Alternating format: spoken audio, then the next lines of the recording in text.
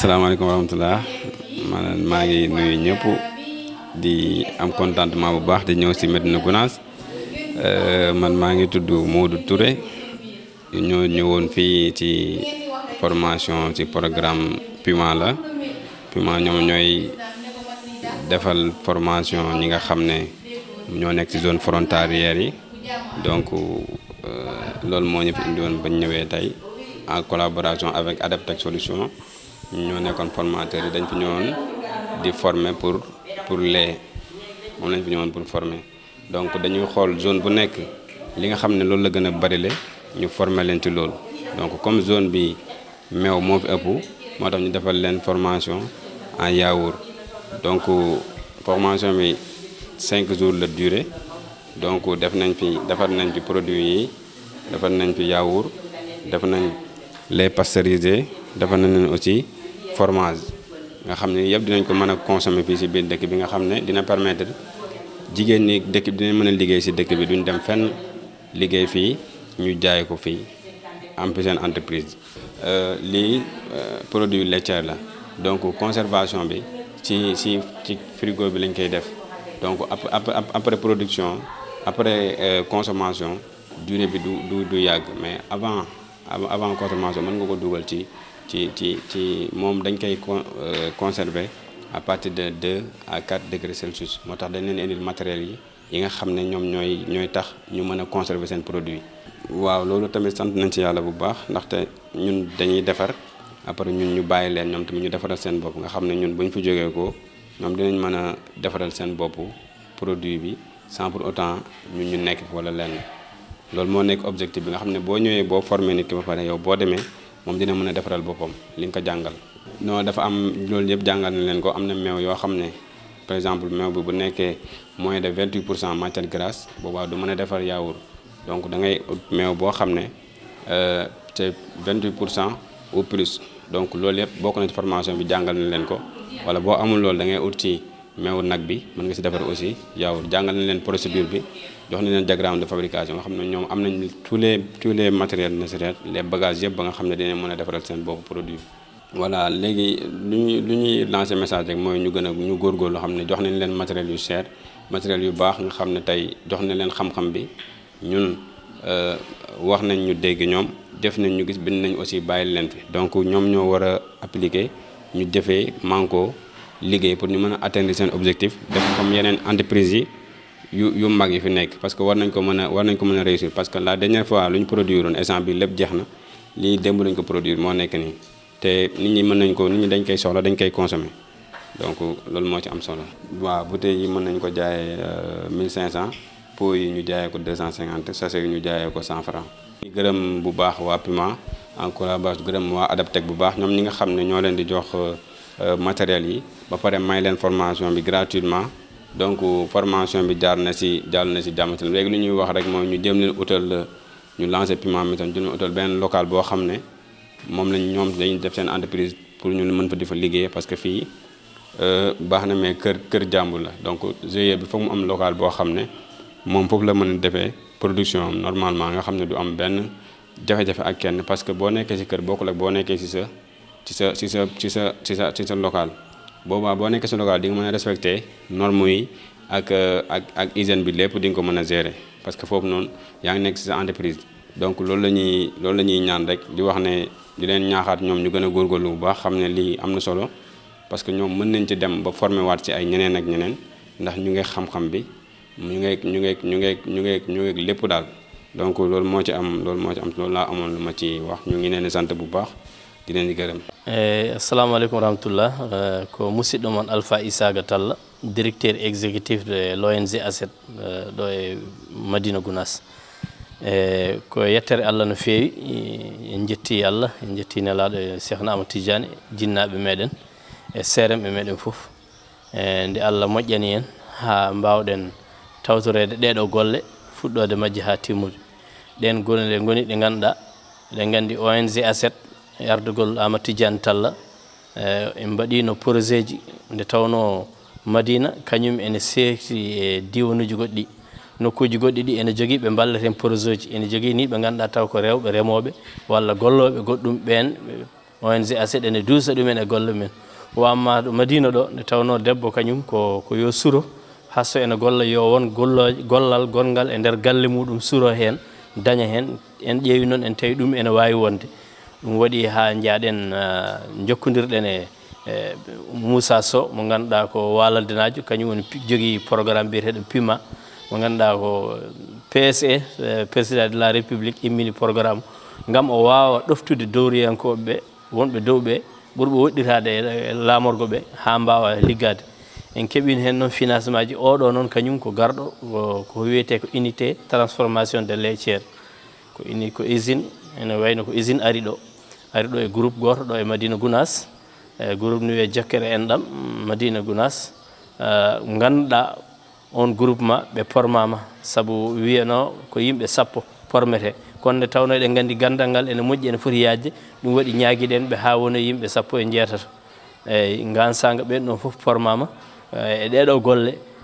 wawde fewnude kosam wawde fewnude formas wawde fewnude meew ko wayno biridel ɗum ɗo foof alhamdulillahi rabbil alamin e nder ɗeɗo balɗe joyi ɓe kollama kadi ɓe tinnima kamɓe partenaire o PUMA saabu ɓe gaddaniɓe matériel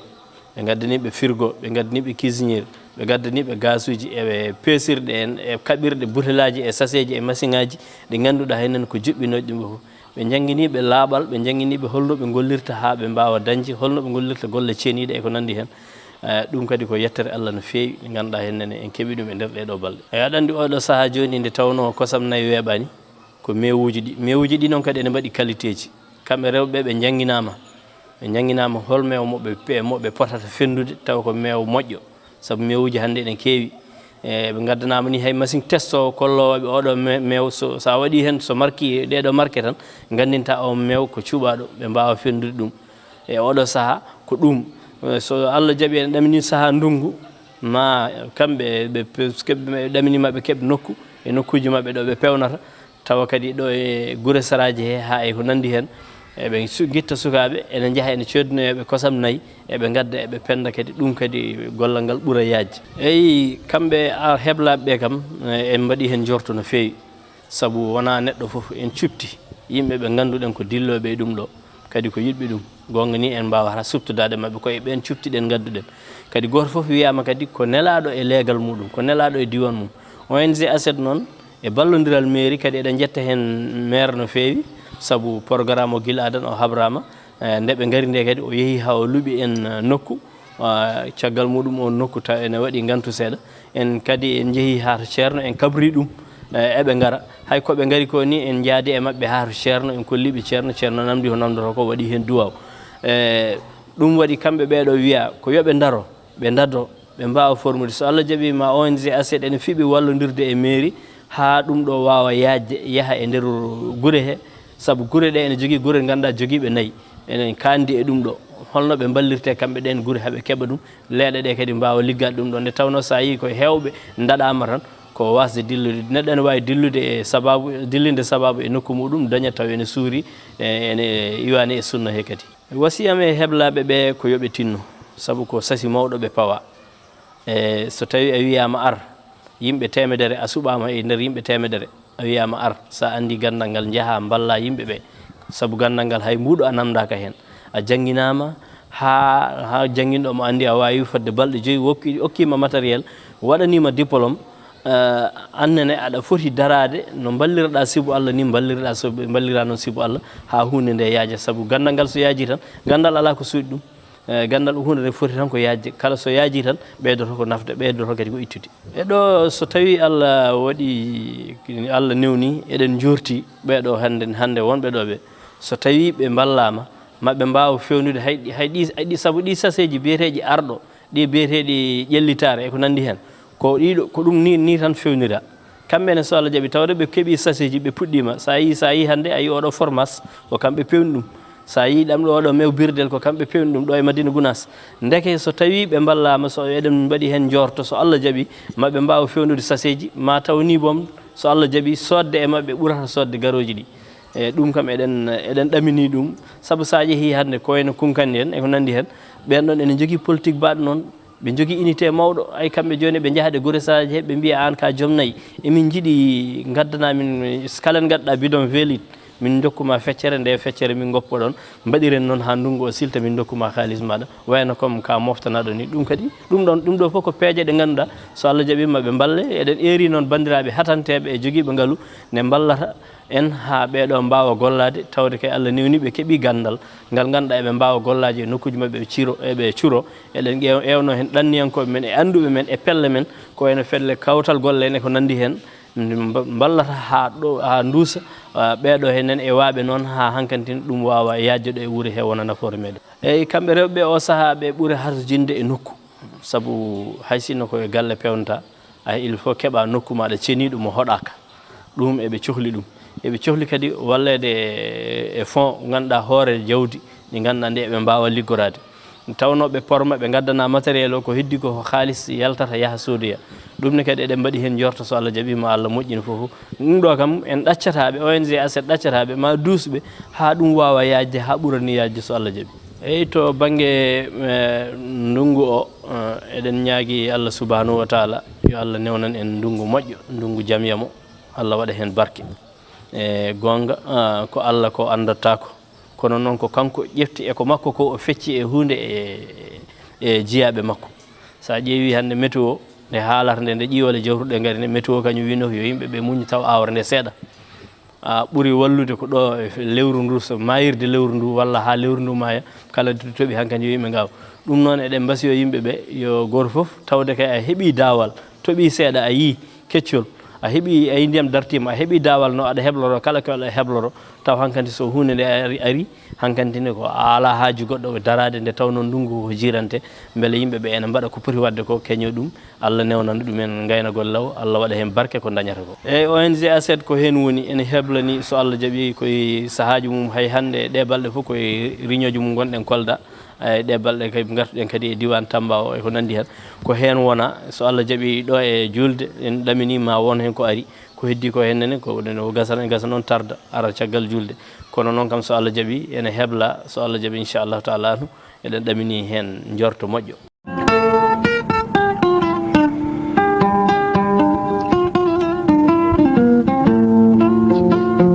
sukaɓe madinaɓe yonte dantal men liggade wuro meɗen yara yeeso sukaɓe madinaɓe yonte dantal men liggade wuro meɗen yara yeeso sukaɓe madinaɓe yonte dantal men liggade wuro meɗen yara yeeso